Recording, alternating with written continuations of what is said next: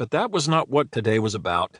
Right now, she just wanted to spend some quality time with her children, like any other devoted wife and mother. Malevolent supervillains and insane alien conquerors could wait. It was a beautiful fall morning, and she intended to make the most of it. "I see, honey," she told Franklin. "We'll have to remember to tell your father about it later." "How come he couldn't come with us?" her son asked. He looked away from the model starships and started to flip through his menu.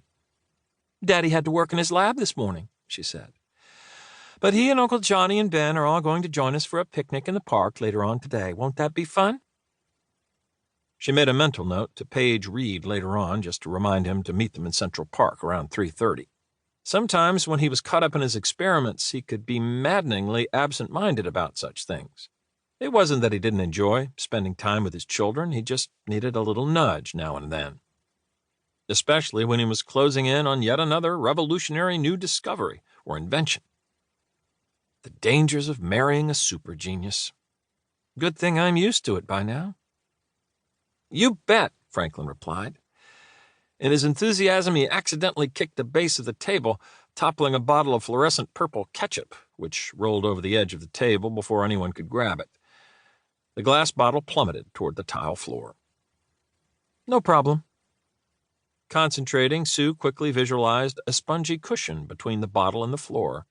Her cosmically mutated brain responded by generating an invisible force field of precisely the desired size and shape. It had taken her years to master this strange new ability, but now Sue could project her force fields with but a moment's thought and with near pinpoint accuracy. The falling bottle landed snugly in the unseen cushion, which Sue mentally lifted to the level of the tabletop before replacing the ketchup where it belonged. "Careful, honey," she urged Franklin, as though nothing miraculous had occurred. "Thanks, Mom," he replied. A waiter dressed as the Space Phantom passed by their table bearing a tray of steaming entrees. The food here smells delicious," Alicia Masters commented from across the table. She ran her fingers over the special Braille menu she had requested. "I can't decide what to order. It all sounds good." "I know," Sue agreed, glad that Alicia had been able to join her and the kids this morning. The blonde young sculptress was one of the Fantastic Four's oldest friends, practically a member of the family. "If I don't watch myself, I'm going to need a whole new wardrobe just to accommodate my expanding waistline." "I'm sure that's an exaggeration," Alicia insisted with a smile. Her striking pale blue eyes stared sightlessly at the other woman, unable to perceive Sue's lustrous blonde hair and still svelte figure.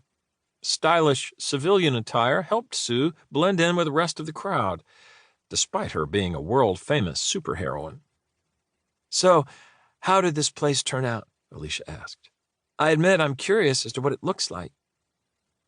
Sue recalled that Alicia had personally sculpted the huge busts of Galactus and the Watcher overlooking the mezzanine, and Sue generously described the restaurant's sci-fi decor to her friend. "The Kree wannabes aren't quite the right shade of blue, but nobody else seems to be noticing." "Well, most people haven't run into the real thing quite as often as you have," Alicia pointed out. "This is true," Sue conceded. As the Invisible Woman, she had encountered more than her fair share of aliens and otherworldly life forms over the years. If it was strange and unusual, then the Fantastic Four had surely run into it, probably more than once. That was just the way their lives were, ever since those cosmic rays had changed everything. All the more reason to appreciate peaceful mornings like this, she resolved, happy to see her children enjoying themselves just like any other kids, and not in jeopardy from any vengeful arch-foe.